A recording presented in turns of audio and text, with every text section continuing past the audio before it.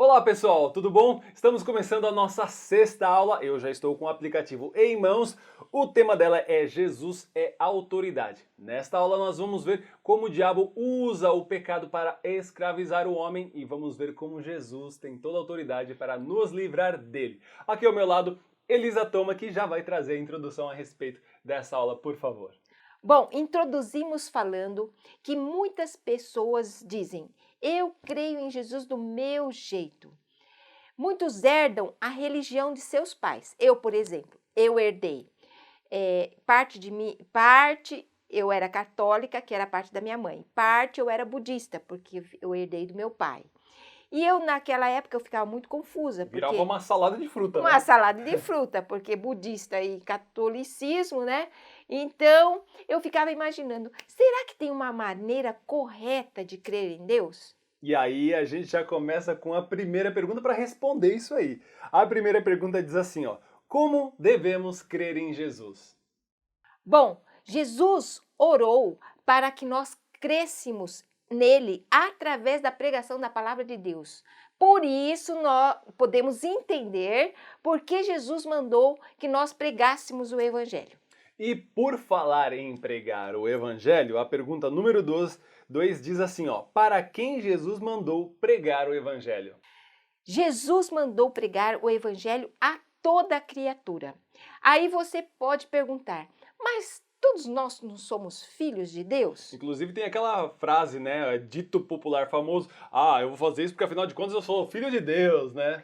Pois é, você vai explicar para o seu aluno que não nascemos todos filhos de Deus. Para nos tornarmos filhos de Deus, nós temos que crer em Jesus e entregar a nossa vida para Ele. E é importante mencionar, Elisa, que existe uma enorme diferença entre crer em Jesus e acreditar em Jesus, né? Pois é, você vai num bar, vamos dar a diferença aqui. Você vai num bar e chega lá para todo mundo e fala: quem acredita em Deus? Aí todo mundo Eu vai. acredito, eu tô junto e não abro, É né? verdade, todo mundo acredita, mas crer é muito diferente de acreditar. Crer é se tornar um seguidor de Cristo, é crer em Jesus e entregar sua vida para Ele.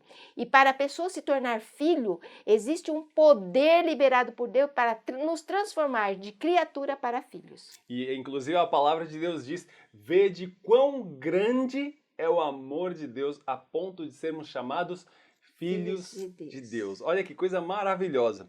E aqui nós chegamos então na nossa terceira pergunta, que diz assim: a pessoa que vive distante de Deus nesse mundo está viva ou morta para ele? A pessoa está morta. Deixa bem claro para o seu aluno que nós já nascemos em pecado e continuamos pecando.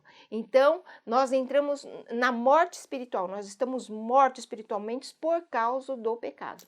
E a pergunta de número 4 diz assim: se a pessoa está em trevas, ou seja, sem Jesus, que poder está sobre ela? Ela tem vontade de seguir a Jesus? Pois é, não tem aquele ditado que fala, ó, tá ruim, pode piorar? Pois é. Piorou, porque além de nós estarmos mortos espiritualmente, ainda existe um poder maligno que não deixa nós querermos nos achegar a Deus. Então é muito difícil uma pessoa que está morta espiritualmente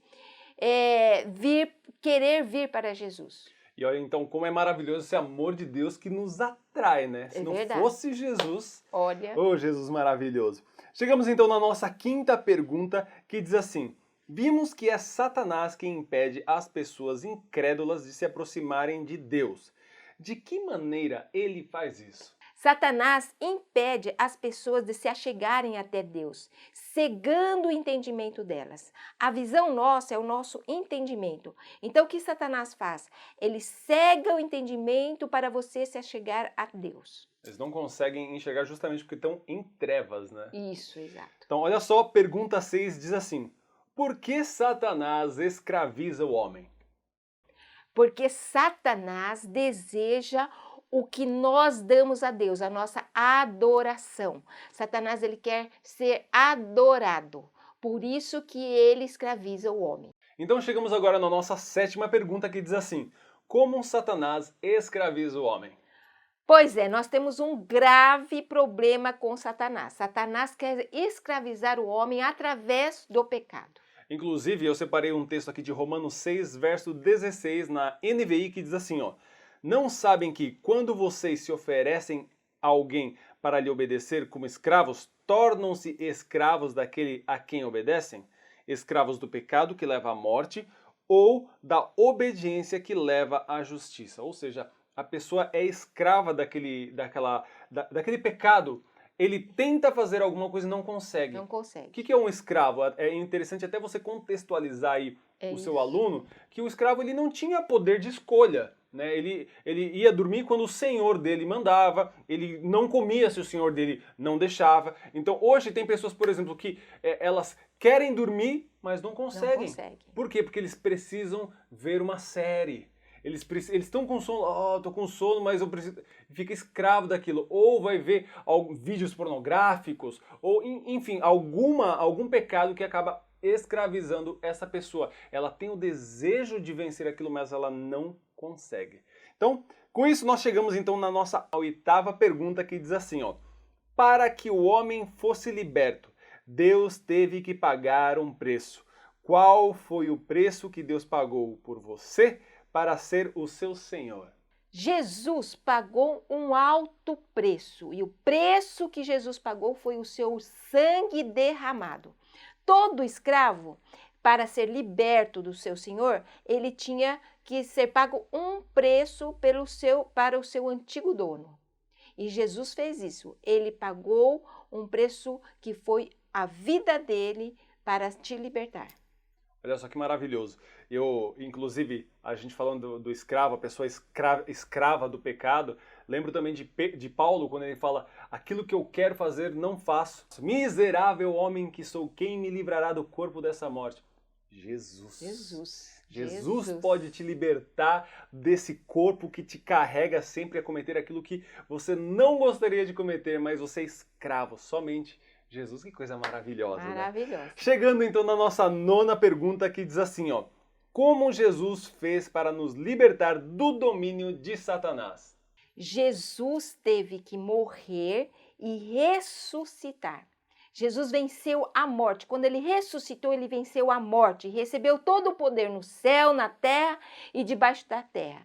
E agora Jesus pode te libertar do corpo desta morte que você está hoje. Que maravilha! E nenhum outro ser humano morreu, e não só morreu, mas ressuscitou. Isso é muito importante. Não só morreu, mas ressuscitou por amor a nós. Inclusive, eu acho que a frase mais linda da Bíblia é quando Jesus está ali, prestes a entregar o Espírito, ele fala: está consumado. Porque ali toda a obra encerrou ali. Então eu imagino... Que maravilha! Eu sempre imagino como Jesus olhando para mim, falando: Fernando, está consumado. Agora você tem acesso livre. Entra, pois, com ousadia no Santo dos Santos. O véu se rasgou.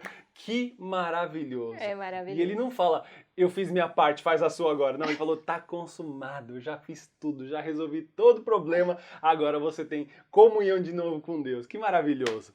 Agora, então, nós chegamos na nossa 10ª e última pergunta, que diz assim: o que devemos fazer quando Jesus nos chama? Qual o lugar que ele deve ocupar em nossas vidas? Quando você ouvir Jesus te chamar, você fala para o seu aluno: corre, corre, e se atira nos braços de Jesus. Você tem que colocar Jesus acima de todas as coisas. Ele deve ocupar o primeiro lugar. Você tem que aceitar Cristo assim como uma criança, totalmente confiando na pessoa de Cristo. Eu sempre dou o exemplo do meu neto, né? Que eu coloco ele sempre na borda da piscina assim, e eu falo: vem, ele vem, entendeu? Se joga sem medo, sem receio. Sem receio, ele confia. Então, assim que você deve entregar a sua vida, você deve correr. A primeira coisa que você tem que fazer é se entregar para Jesus como uma criança, confiando totalmente em Jesus. E o lugar que Jesus deve ocupar em nossa vida deve ser o primeiro. Nosso amor por Deus tem que ser maior que o nosso amor pelo nosso pai, pela nossa mãe, pelo nosso filho. E olha que a gente, filho, é um negócio negócio complicado. Filho, a gente ama mesmo, assim, uma coisa... Neto, então, vou falar uma coisa para vocês, é demais. Então, você tem que amar a Deus acima de todas as coisas. Esse é o primeiro mandamento, né?